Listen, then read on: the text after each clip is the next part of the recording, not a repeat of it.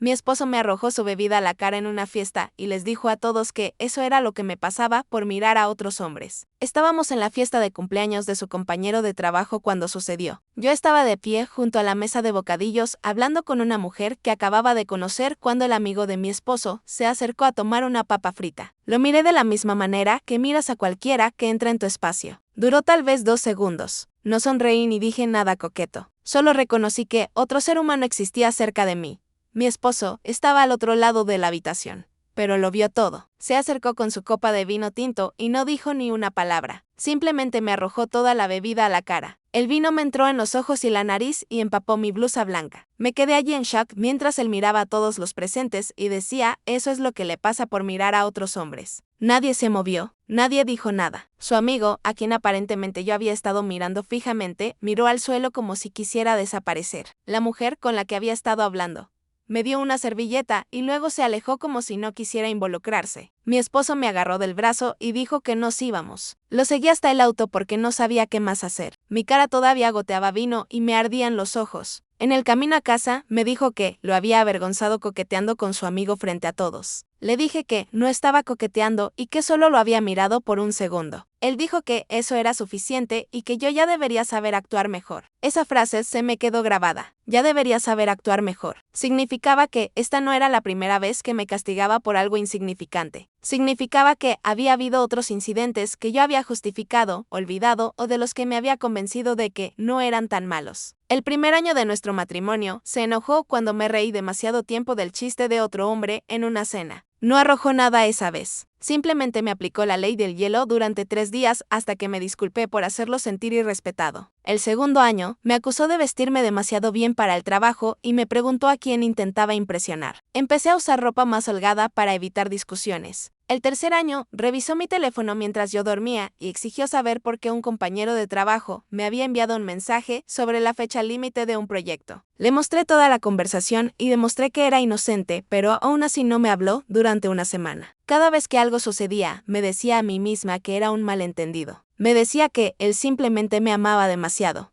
y que se ponía celoso fácilmente. Me decía que podía arreglarlo siendo más cuidadosa con mi comportamiento ante otros hombres. Pero arrojarme vino a la cara en una fiesta frente a docenas de personas no fue un malentendido, fue abuso. Y finalmente tuve que admitir que todo lo anterior también había sido abuso. Cuando llegamos a casa, fui directo al baño para lavarme el vino de la cara. Él me siguió y se apoyó en el marco de la puerta observándome. Dijo que lo sentía, pero que yo lo había obligado a hacerlo. Él dijo que, si yo fuera más consciente de cómo se veían mis acciones ante los demás, él no habría tenido que darme una lección. Dijo que me amaba y que por eso le importaba tanto lo que yo hiciera. Lo miré en el espejo y lo vi con claridad por primera vez en 4 años. No estaba arrepentido. Estaba justificándose. No me estaba amando. Me estaba controlando. Y la lección que quería enseñarme no era sobre respeto. Era sobre miedo. Le dije que entendía. Le dije que trataría de hacerlo mejor. Él sonrió, me abrazó por la espalda y dijo que sabía que lo haría. Dejé que creyera que todo estaba bien. Necesitaba que lo creyera. La mañana siguiente era lunes y él se fue al trabajo a las 8 como siempre. Llamé a mi trabajo para reportarme enferma y empecé a empacar. Tomé solo lo que cabía en 2 maletas, ropa, documentos importantes y las joyas que mi abuela me había dejado. Dejé todo lo demás atrás. Conduje hasta la casa de mi hermana a 3 horas de distancia. Ella abrió la puerta, vio mi rostro y no hizo preguntas. Solo me dejó entrar, me preparó un té y dijo que podía quedarme el tiempo que necesitara. Esa noche, mi esposo llamó preguntando dónde estaba. No respondí. Llamó 12 veces más y luego empezó a enviar mensajes de texto. Al principio, los mensajes eran de preocupación, luego de enojo, luego amenazantes, luego de disculpa y luego desesperados. El ciclo se repitió 3 veces antes de que finalmente bloqueara su número. Mi hermana me ayudó a encontrar una abogada especialista en situaciones domésticas. Solicité el divorcio. La semana siguiente, mi esposo intentó impugnarlo. Me desperté el martes por la mañana en el sofá de mi hermana con vino seco todavía pegado en mi cabello. El olor me golpeó primero, agrio y pegajoso, y luego vino el dolor en el cuello por dormir acurrucada en cojines que no estaban hechos para una noche entera. Mi teléfono estaba en la mesa de café donde lo había dejado boca abajo. Lo tomé y vi 37 llamadas perdidas, todas de él. El número que había bloqueado anoche había encontrado otras formas, llamadas de números que no reconocía, que debían ser él pidiendo teléfonos prestados o usando líneas del trabajo. Borré las notificaciones sin escuchar los mensajes de voz. Mi hermana ya estaba despierta en la cocina y podía oírla moviéndose, la cafetera gorgoteando y las puertas de los gabinetes abriéndose y cerrándose. Me senté y todo mi cuerpo se sentía pesado, como si me moviera bajo el agua. La realidad de lo que había hecho se asentó sobre mí de una manera que no lo había hecho la noche anterior cuando corría por puro pánico. Había dejado a mi esposo. Había dejado mi casa y mi vida. Y todo lo que conocía. Ya no había vuelta atrás. Mi hermana apareció en la puerta con 2 tazas de café. Me entregó una, sin decir nada sobre mi aspecto o olor. Nos sentamos a la mesa de la cocina y ella sacó una libreta y una pluma. Dijo que necesitábamos hacer una lista de todo lo que tenía que hacer. Sostuve la pluma, pero mis manos temblaban tanto que apenas podía escribir. Ella me la quitó suavemente y empezó a escribir ella misma. Abogada al principio, luego cuentas bancarias, cambio de dirección, recoger documentos importantes de la casa. La lista seguía creciendo, llenando una página y comenzando la segunda. Cada punto se sentía imposible. Cada uno significaba reconocer que esto era real y permanente. Pensé en las joyas de mi abuela que aún estaban en el cajón de mi tocador en casa. Pensé en los álbumes de fotos de nuestra boda que había dejado atrás. Pensé en cómo toda mi vida cabía en 2 maletas. Ahora, mi hermana escribía más cosas: cancelar tarjetas de crédito conjuntas, cambiar beneficiarios, actualizar contactos de emergencia. La pluma rascaba el papel y observé su caligrafía trazando líneas. Cuando terminó, deslizó la libreta hacia mí. Me quedé mirándola y sentí que se me cerraba la garganta. Ella apretó mi mano y me dijo que lo haríamos paso a paso. Llamé a mi trabajo, después de ducharme y quitarme el olor a vino del cabello. Mi supervisor, Matías, respondió al segundo tono. Le dije que necesitaba tomarme el resto de la semana por una emergencia familiar. Se me quebró la voz al decirlo y esperé que no notara que había estado llorando. Dijo, por supuesto, tómate el tiempo que necesites. Pero luego su voz se suavizó y me preguntó si estaba bien. Dije que sí automáticamente, de la manera en que me habían entrenado a decir que sí durante 4 años. Él hizo una pausa y pude oírlo respirar al otro lado. Me dijo que me cuidara y que mi trabajo me estaría esperando cuando regresara. Después de colgar, me senté en el borde de la cama de invitados de mi hermana y lloré de nuevo. Mi hermana me llevó al banco el miércoles por la mañana. Nos sentamos en el estacionamiento 10 minutos. Antes de que pudiera obligarme a entrar. El edificio se veía normal, solo un banco común con puertas de vidrio y plantas en el vestíbulo, pero cruzar esas puertas significaba hacer algo que no podía deshacer. Significaba tomar el dinero que era de ambos y hacerlo mío. Significaba que mi esposo sabría que hablaba en serio. La mujer en el mostrador preguntó cómo podía ayudarnos. Expliqué que necesitaba separar las cuentas conjuntas de mi esposo. Su sonrisa profesional se mantuvo, pero vi que miró a su colega al otro lado de la habitación. Tuvieron una conversación silenciosa con los ojos que fingí no notar. Me pidió mi identificación y la información de la cuenta. Mis manos temblaban al llenar el papeleo. Explicó que, como ambos nombres estaban en la cuenta, yo tenía todo el derecho legal de retirar fondos o cerrarla por completo. Lo dijo de una manera que me hizo pensar que ya había tenido esta conversación antes con otras mujeres sentadas en la misma silla. El proceso tomó 2 horas. Tuvo que verificar mi identidad 3 veces, obtener aprobación del gerente e imprimir estados de cuenta de hace años. Mi hermana se sentó a mi lado todo el tiempo, mirando su teléfono, pero manteniéndose lo suficientemente cerca para que nuestros hombros se tocaran. Cuando finalmente terminó, la mujer me entregó una carpeta con toda la información de la nueva cuenta. Me dijo que la cuenta conjunta estaba cerrada y que los fondos se habían dividido exactamente a la mitad entre mi nueva cuenta y un cheque a nombre de mi esposo. Me quedé mirando el cheque sobre el escritorio. 17,000, la mitad de todo lo que habíamos ahorrado juntos. Se sentía justo y en la vez como si le estuviera robando, aunque sabía que eso no tenía sentido. Fuimos a otro banco, al otro lado de la ciudad, donde abrí una cuenta completamente nueva, a la que él no tendría forma de acceder. El representante allí era más joven y no hizo preguntas. Deposité mi mitad de los ahorros y vi cómo se imprimía el recibo. 17,000. No era suficiente para vivir por mucho tiempo, tal vez 6 meses si era cuidadosa. Pero me daba opciones mientras resolvía qué seguía. Esa noche, me quedé despierta en el sofá de mi hermana pensando en el dinero. Por la mañana, mi esposo vería que la cuenta estaba vacía. Vería el cheque y sabría que me había llevado exactamente la mitad. Sabría que planeaba no volver. La mañana del jueves llegó demasiado rápido. Mi hermana me llevó al juzgado porque mis manos temblaban demasiado para sostener el volante. El edificio era enorme y gris, con detectores de metales en cada entrada y gente moviéndose por todas partes con propósito, como si supieran exactamente a dónde iban. Yo no sabía dónde estaba nada. Mi hermana me tomó del brazo y me guió por la fila de seguridad. donde tuve que vaciar mis bolsillos y poner mi bolso en una cinta transportadora. El guardia nos dejó pasar y nos quedamos en el vestíbulo principal mirando un tablero con docenas de números de salas y nombres de departamentos que no significaban nada para mí.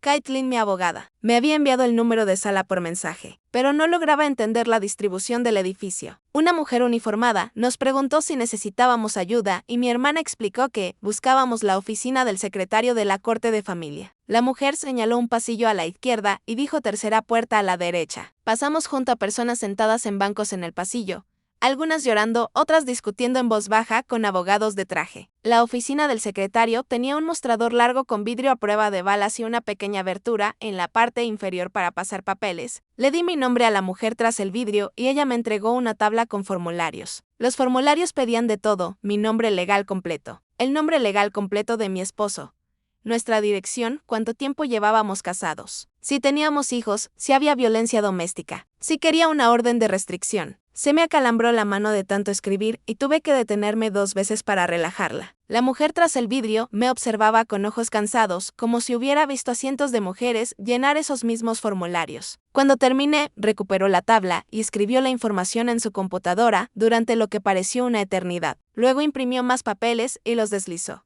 por la abertura junto con un número en un trozo de papel. Me dijo que esperara en la sala 3 y que la jueza llamaría mi caso cuando llegara el momento. La sala 3 tenía bancos de madera como los de una iglesia y una plataforma elevada al frente, donde se sentaría la jueza. Había unas 20 personas dispersas por la habitación, todas esperando que llamaran sus casos. Mi hermana y yo nos sentamos en la última fila y sostuve los papeles en mi regazo, leyéndolos una y otra vez sin entender realmente lo que decían. El lenguaje legal hacía que todo sonara frío y oficial, como si mi matrimonio fuera solo un contrato que se terminaba en lugar de 4 años de mi vida llegando a su fin. Un oficial entró por una puerta lateral y pidió a todos que se pusieran de pie. La jueza entró con toga negra y se sentó. Era más joven de lo que esperaba, tal vez de unos 40 años, con cabello oscuro recogido en un moño. Empezó a llamar casos por número y la gente se acercaba frente a ella mientras revisaba su papeleo. Algunos casos tomaban 2 minutos, otros 20. Vi a un hombre intentar argumentar que su exesposa no debería tener la custodia total, y la jueza lo interrumpió a mitad de la frase para decirle que presentarse borracho a recoger a sus hijos significaba que había perdido el derecho a discutir sobre la custodia. Finalmente, llamó mi número. Me puse de pie y sentí las piernas débiles al caminar hacia el frente. La jueza miró mis papeles y luego me miró a mí.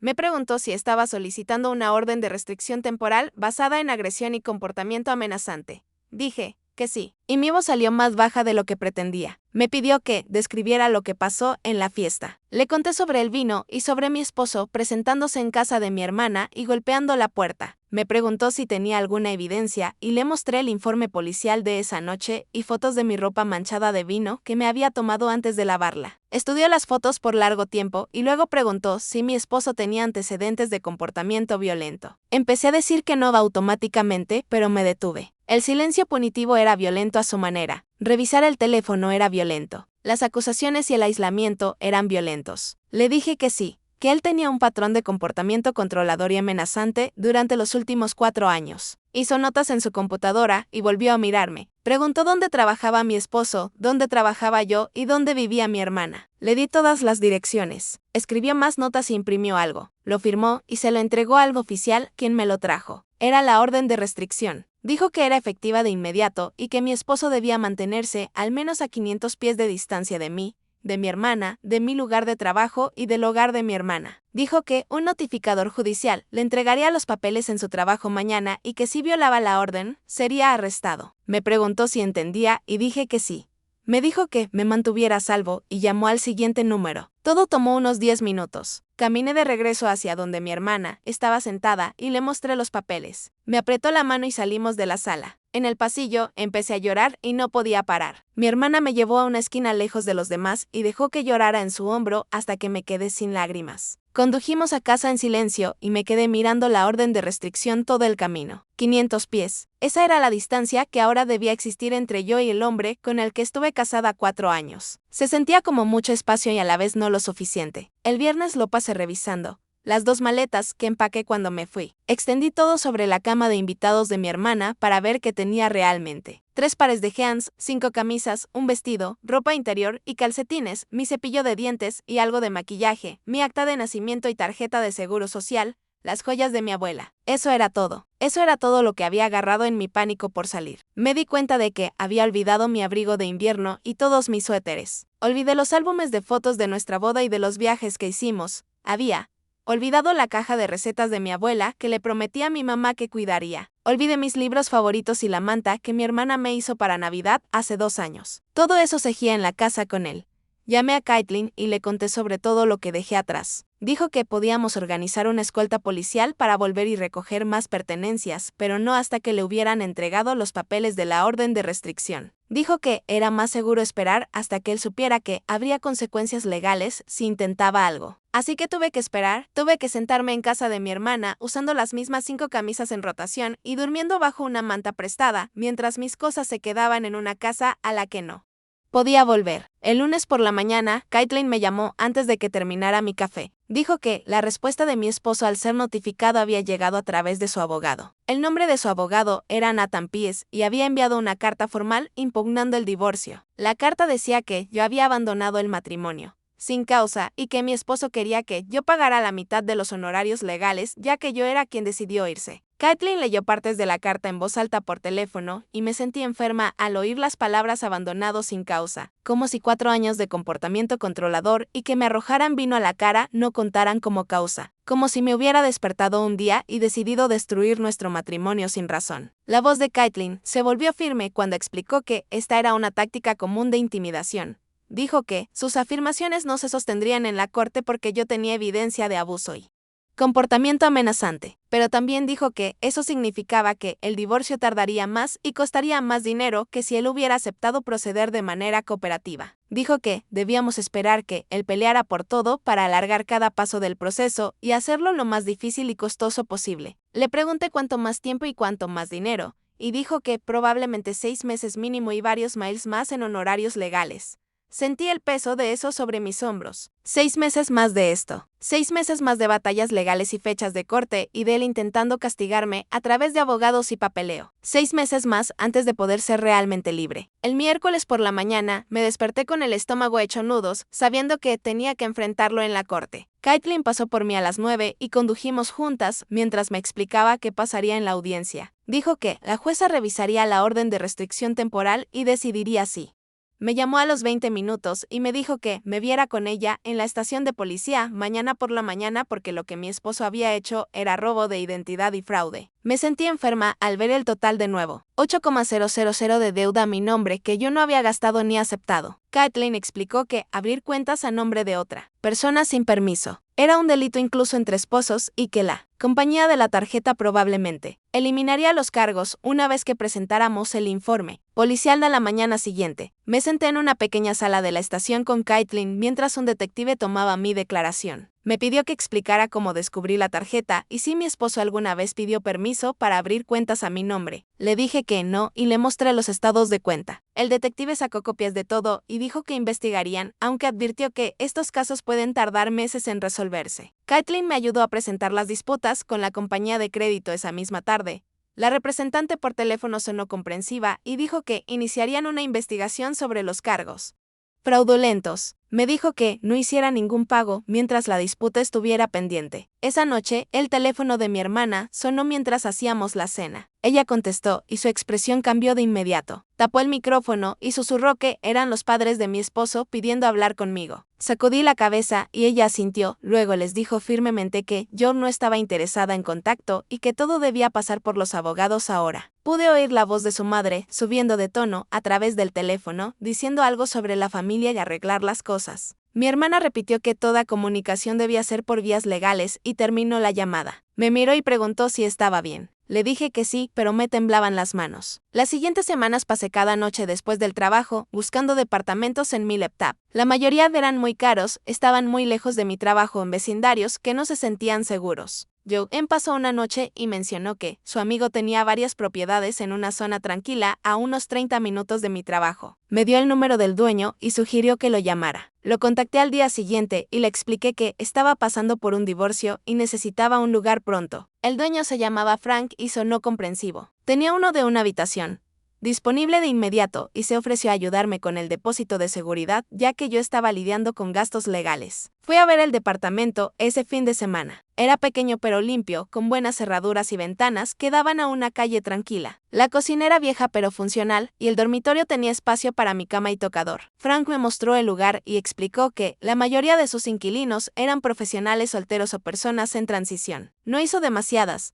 preguntas sobre mi divorcio, lo cual agradecí. Firmé el contrato 2 días después. El día de la mudanza fue un sábado, exactamente 2 meses después de haber dejado a mi esposo. Mi hermana me ayudó a cargar mis 2 maletas y las pocas cosas que había comprado en su auto. Condujimos a mi nuevo departamento y subimos todo por las escaleras hasta la unidad del segundo piso. El lugar se sentía vacío con solo mis pertenencias dispersas, pero era mío. Mi hermana me dio un regalo de inauguración esa tarde, un sistema de cámaras que había pedido en línea. Pasamos el resto del día instalando cámaras en la puerta principal y las ventanas, y añadí cerraduras extra en cada entrada. Para la noche, el departamento estaba tan seguro como podía estarlo. Mi hermana me abrazó antes de irse y me dijo que llamaras y necesitaba algo. Esa primera noche sola, apenas dormí. Cada sonido del pasillo o de la calle me hacía incorporarme y revisar las cámaras en mi teléfono. Me levanté 4 veces para probar las cerraduras. Cerca de las 3 de la mañana, finalmente me dormí, pero desperté de nuevo al amanecer sintiéndome agotada. Tuve una sesión con Medicine esa semana y le conté sobre la noche sin dormir y la revisión constante. Explicó que este tipo de respuesta de miedo era normal tras un trauma y que mi cerebro intentaba mantenerme a salvo, estando alerta al peligro. Dijo que mejoraría con el tiempo y con la práctica de sentirme segura en mi espacio. El trabajo se convirtió en el único lugar donde podía concentrarme, en algo que no fuera el divorcio o el departamento Matías. Me llamó a su oficina una tarde y me dijo que me daría un pequeño aumento y más responsabilidades en un nuevo proyecto. Dijo que había estado haciendo un trabajo excelente a pesar de todo lo que pasaba en mi vida personal. El dinero extra ayudó con mi situación financiera y tener más que hacer en el trabajo mantuvo mi mente ocupada durante el día. 3 meses después de irme, Caitlin programó la sesión de mediación. Explicó que un mediador judicial llamado Tristan Winters nos ayudaría a intentar llegar a acuerdos sobre la división de bienes antes de ir a juicio. La mediación fue en una sala de conferencias del juzgado. Llegué temprano con Caitlin y nos sentamos a un lado de una mesa larga. Mi esposo llegó 10 minutos después con su abogado, Nathan. Me miró con una expresión herida, como si yo fuera quien lo había lastimado. Sentí que la culpa subía por mi pecho, pero Caitlin apretó mi mano bajo la mesa y recordé por qué estaba allí. Tristan empezó explicando el proceso y pidiéndonos que nos enfocáramos en asuntos prácticos en lugar de emociones. Pasamos la primera hora revisando cosas pequeñas y llegamos a acuerdos bastante rápido. Yo me quedaría con mi auto y mis pertenencias personales. Él se quedaría con sus herramientas y equipo deportivo. Dividiríamos los regalos de boda basándonos en quién los dio. Pero cuando llegamos a la casa y al auto que él conducía, todo se detuvo. Mi esposo quería quedarse con ambos y que yo cediera mis derechos. De todo. Argumentó que él había pagado más de la hipoteca y que la casa estaba en un vecindario cerca de su trabajo. Yo quería mi parte justa del valor que habíamos construido juntos en 4 años de matrimonio. Caitlin presentó documentación mostrando que yo había contribuido a los gastos del hogar y ayudado a mantener la propiedad. Discutimos por más de 1 hora sin llegar a ningún acuerdo. La mediación terminó después de 3 horas con la mayoría de los temas pequeños resueltos, pero los grandes estancados. Tristan dijo que hicimos nuestro mejor esfuerzo, pero que algunos casos simplemente no podían resolverse mediante mediación. Caitlin me acompañó a mi auto después y me advirtió que ir a juicio añadiría meses al proceso y miles más en honorarios legales. Le dije que entendía, pero que no iba a renunciar a lo que me correspondía legalmente, solo porque mi esposo quería que todo fuera a su manera. La semana siguiente, me mencionó un grupo de apoyo para sobrevivientes de violencia doméstica. Su reunión cada jueves por la noche en un centro comunitario. Estaba nerviosa por ir, pero ella dijo que escuchar las historias de otras mujeres podría ayudarme a sentirme menos sola. Me presenté a la primera reunión y me senté atrás en un círculo de sillas plegables. Había otras 8 mujeres, desde los 20 hasta los 60 años. La líder del grupo preguntó si alguien quería compartir y una por una, las mujeres hablaron de sus experiencias. Una mujer describió cómo su exesposo violó su orden de restricción 6 veces antes de finalmente dejarla.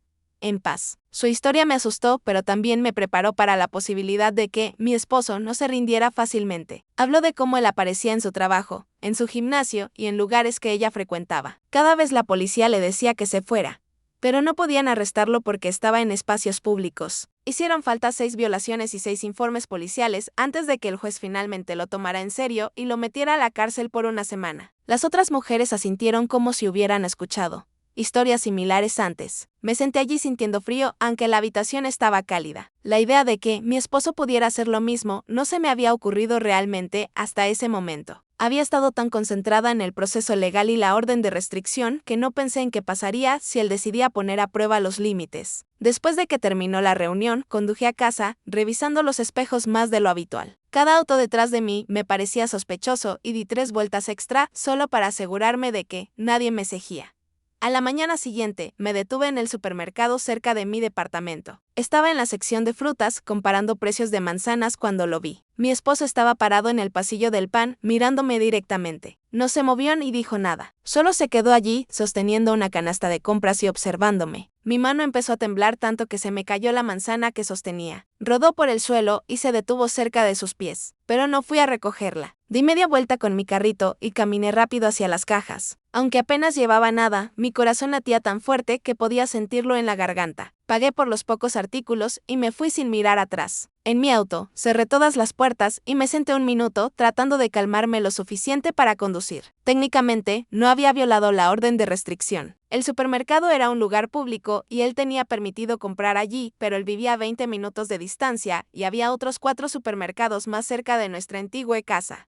Había elegido este porque sabía que yo estaría allí. 2 días después, estaba tomando un café antes del trabajo en la tienda a la que había estado yendo el último mes. Entré y lo vi sentado en una mesa, cerca de la ventana con un periódico. Miró hacia arriba cuando entré y nuestros ojos se cruzaron por un segundo antes de que yo diera media vuelta y saliera. Fui a otra cafetería 15 minutos y llegué tarde al trabajo, sin mi cafeína habitual. Esa tarde, llamé a Caitlin y le conté lo que estaba pasando. Me preguntó si tenía pruebas y me di cuenta de que no. Ni fotos, ni videos, ni nada concreto. Me dijo que empezara a documentar todo con mi teléfono. Tomar fotos de él cada vez que lo viera. Anotar la fecha, hora y lugar. Crear un registro que mostrara un patrón de comportamiento. La siguiente vez que lo vi fue 3 días después en la misma cafetería. Esta vez estaba lista. Saqué mi teléfono y le tomé una foto sentado allí antes de irme. Él me vio hacerlo, pero no reaccionó. Solo volvió a leer su periódico como si nada hubiera pasado. En las siguientes 2 semanas, lo vi 6 veces más. Siempre en lugares cerca de mi departamento o mi trabajo. Siempre en puntos donde técnicamente se le permitía estar, pero donde su presencia se sentía amenazante. Lo fotografié cada vez y anoté los detalles en una aplicación de notas. Fecha, hora, lugar, qué estaba haciendo, cuánto tiempo lo vi. Caitlin presentó una moción para modificar la orden de restricción e incluir estos lugares específicos. Tuvimos una audiencia ante la misma jueza que otorgó la orden original. Nathan argumentó que mi esposo tenía todo el derecho de comprar y tomar café en lugares públicos. Dijo que yo estaba siendo paranoica y tratando de controlar a dónde podía ir su cliente. La jueza miró mi documentación. 9 avistamientos en 2 semanas en lugares cerca de mi casa y trabajo, cuando mi esposo vivía y trabajaba en una zona completamente diferente. Le preguntó a Nathan por qué su cliente necesitaba comprar en un supermercado a 20 minutos de su casa. Nathan dijo que era un país libre y que la gente podía comprar donde quisiera. La jueza no se lo creyó. Añadió los lugares específicos a la orden de restricción y le advirtió a mi esposo que su patrón de comportamiento parecía acecho stalking. Dijo que si continuaba apareciendo en lugares que yo frecuentaba, lo consideraría acoso, independientemente de si eran espacios públicos. Después de la audiencia, me sentí más segura pero también más aislada. No podía volver a mi supermercado o cafetería habitual sin arriesgarme a otra violación. Tuve que encontrar nuevos lugares y rutinas, lo que significó renunciar a la pequeña sensación de normalidad que estaba construyendo. En el trabajo esa semana, Rachel pasó por mi escritorio y me preguntó si quería ir a su club de lectura. Dijo que se reunían cada 2 jueves en la casa de algún miembro y que este mes leían una novela de misterio. Casi dije que no automáticamente. La idea de socializar y estar en una habitación con extraños me agotaba. Pero luego pensé en cómo mi vida entera se había vuelto batallas legales, citas de terapia y mirar sobre mi hombro. Tal vez pasar una noche con gente normal haciendo cosas normales me vendría bien. Le dije que sí a Rachel y ella sonrió y dijo que me enviaría la dirección. El club se reunió en una casa en un vecindario en el que nunca había estado. Llegué con el libro que apenas tuve tiempo de leer y una botella de vino que compré en el camino. Rachel me presentó a las otras mujeres. Eran 6, de entre 20 y 50 años. Eran amigables y nadie preguntó por qué estaba allí. Hablamos del libro durante 1 hora. No lo había terminado, pero leí lo suficiente para seguir la charla. Luego pasamos a otros temas. La hija de alguien estaba postulando a universidades. Otra persona acababa de conseguir un ascenso. Cosas normales de todos los días que no tenían nada que ver con órdenes de restricción o esposos abusivos. Una mujer mencionó que ella pasó por un divorcio difícil hace unos años. No entró en detalles, pero dijo que fue una de las cosas más duras que había hecho y que salió del otro lado más fuerte de lo que esperaba. Me miró cuando lo dijo, como si quizás Rachel le hubiera contado algo. Pero su comentario se sintió genuino y esperanzador en lugar de lastimero. Conduciendo a casa esa noche, me sentí más ligera que en meses. Estar rodeada de personas que me trataban como a una persona normal, en lugar de una víctima o un caso legal, me recordó que la vida eventualmente podría sentirse normal otra vez. 4 meses después de irme, conocí a alguien en la cafetería al otro lado de la ciudad. Estaba en la fila detrás de mí y empezamos a hablar mientras esperábamos. Una charla casual sobre el clima y cuánto tardaba la fila. Me preguntó si venía a menudo y le dije que acababa de empezar a venir hace unas semanas. Dijo que él venía desde hacía años y me recomendó los sándwiches de desayuno. Hablamos unos minutos más y luego me preguntó si me gustaría tomar un café algún día. Mi reacción inmediata fue de pánico, pero parecía agradable y normal.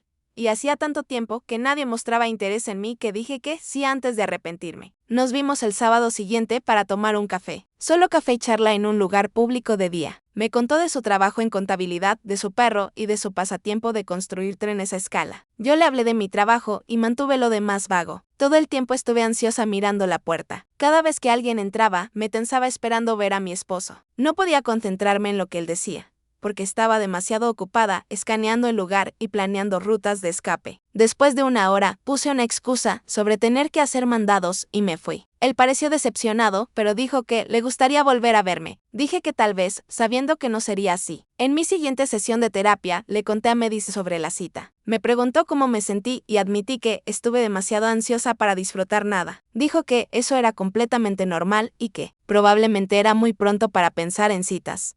Dijo que necesitaba concentrarme en sanar y reconstruir mi sentido de identidad antes de estar lista para una relación con alguien nuevo. Una parte de mí se sintió aliviada al oír eso, como si tuviera permiso para no estar lista y no tener que forzarme a avanzar más rápido de lo que podía manejar. Medis dijo que la sanación no era lineal y que no debía presionarme solo porque pensaba que ya debería haber superado las cosas. 6 meses después de solicitar el divorcio, Caitlin llamó para decir que ya había fecha de juicio. Iríamos a la corte en 3 semanas para resolver los temas pendientes de la casa y el auto. Dijo que necesitábamos vernos varias veces antes para prepararnos. Me haría preguntas de práctica para que estuviera lista para lo que Nathan, el abogado de él, me preguntara. Me advirtió que él intentaría hacerme quedar mal. Sacaría a relucir cosas que dije o hice y las tergiversaría para que pareciera que yo era el problema. Dijo que debía mantener la calma y apegarme a los hechos sin importar lo que él dijera. Nos vimos en su oficina 3 veces en las siguientes 2 semanas. Me hizo preguntas difíciles sobre el incidente del vino y los años anteriores. Me presionó con detalles y desafió mis respuestas tal como lo haría Nathan. Para la tercera sesión de práctica, me sentía más segura, pero seguía asustada por tener que enfrentar a mi esposo en la corte otra vez. La semana antes del juicio, mi esposo envió flores a mi trabajo. El repartidor las trajo a mi escritorio con una tarjeta. No abrí la tarjeta de inmediato. Solo miré el ramo, sabiendo que era de él.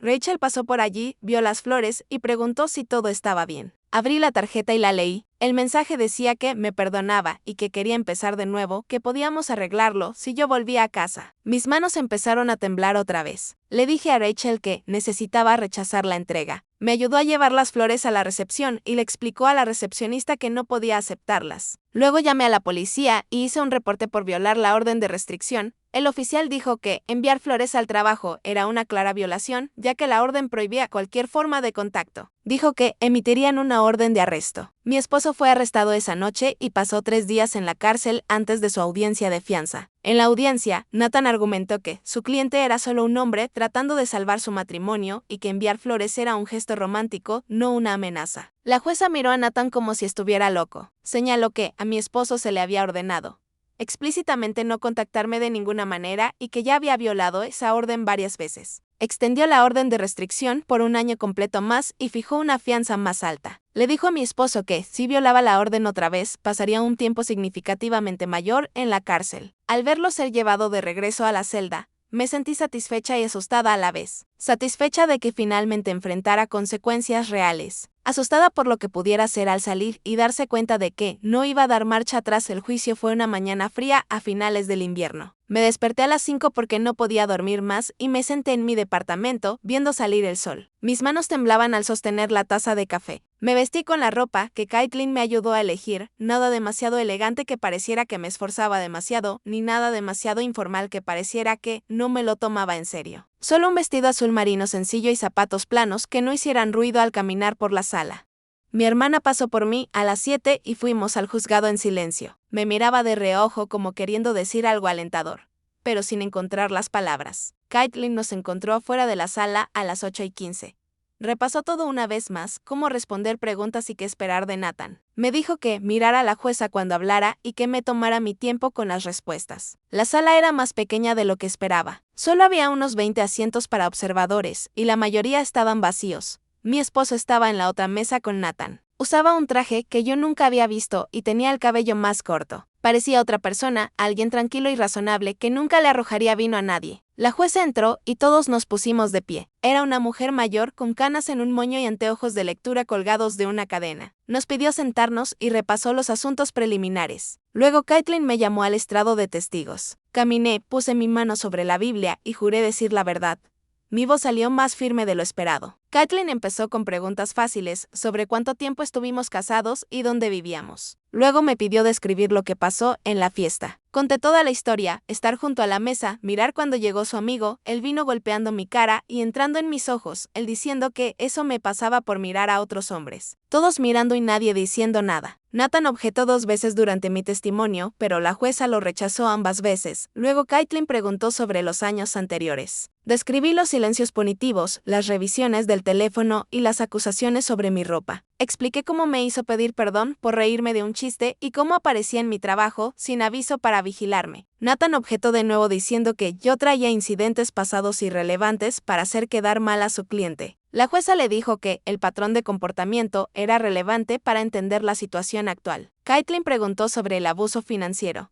Le conté sobre la tarjeta de crédito que abrió a mi nombre y los $8,000 en cargos que yo nunca hice. Sobre cómo él controlaba todo el dinero y me hacía pedir permiso para comprar cualquier cosa. Nathan se levantó y dijo que yo exageraba una administración financiera Merit normal. La jueza le dijo que esperara su turno. Luego Caitlin preguntó qué pasó después de que me fui. Describí las llamadas, los mensajes, las apariciones en casa de mi hermana, el correo falso y las flores. Nathan intentó objetar, pero la jueza lo cortó y dijo que escucharía su versión cuando fuera su turno. Cuando Caitlin terminó, Nathan se levantó para el contrainterrogatorio. Me preguntó si me habían diagnosticado alguna condición mental. Caitlin objetó y la jueza la apoyó. Preguntó si fui fiel durante el matrimonio. Dije que sí.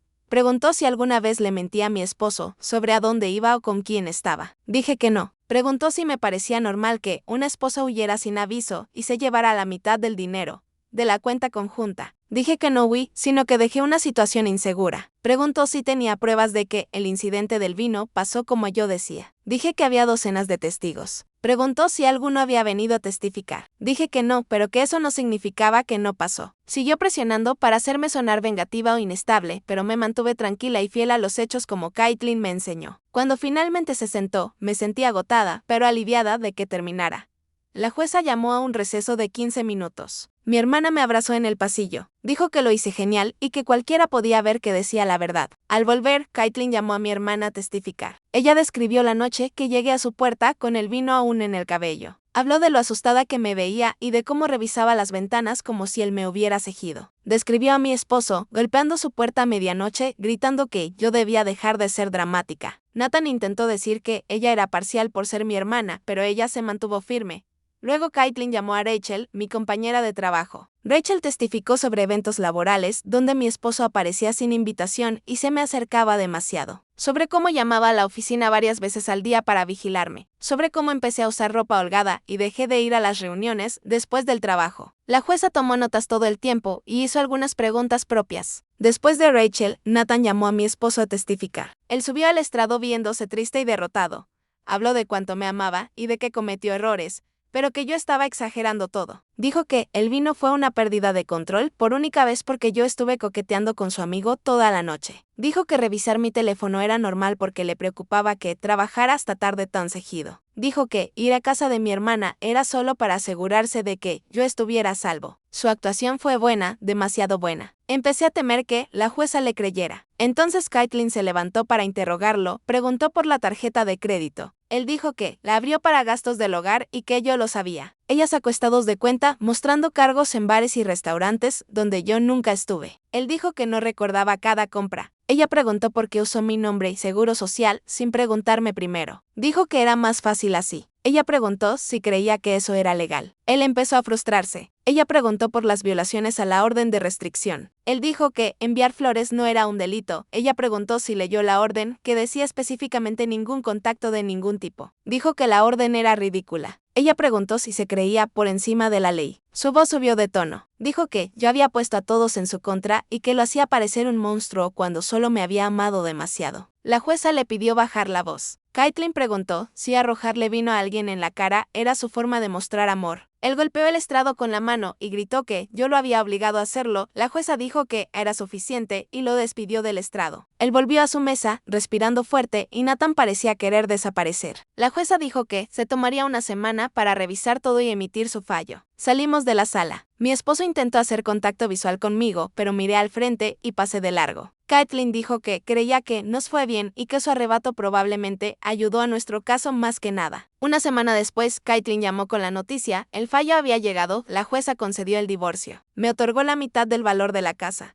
por lo que mi esposo tenía que refinanciar para pagarme mi parte. Le asignó la responsabilidad de la deuda fraudulenta de la tarjeta. También me quedé con mi auto y las joyas de mi abuela, que él se negaba a devolver. El fallo escrito incluía un lenguaje que reconocía el patrón de comportamiento controlador y abusivo. Leer esas palabras fue una validación, lo que viví fue real y serio. Mi esposo tenía 60 días para pagar. Caitlin advirtió que podría intentar alargar el pago o esconder activos, pero la orden judicial nos daba opciones legales si no cumplía. 6 meses después de irme, recibí un cheque por $43,000 del refinanciamiento de la casa. Me senté en mi departamento con el cheque y lloré porque significaba que finalmente podía respirar. Era suficiente para un fondo de emergencia real y para sentirme segura financieramente por primera vez. Usé parte del dinero para pagar los honorarios legales que me agobiaban. Compré un auto usado confiable para reemplazar el que compartía con mi esposo. Compré muebles reales para mi departamento en lugar de los de segunda mano que tenía. Tener mis propias cosas en mi propio espacio se sentía como recuperar mi identidad pieza por pieza. Mi esposo hizo un último intento de contactarme a través de un amigo común, preguntando si podíamos hablar de reconciliación ahora que el divorcio era final. Le dije al amigo que le pasara el mensaje de que no tenía nada que decir y que respetara mis límites.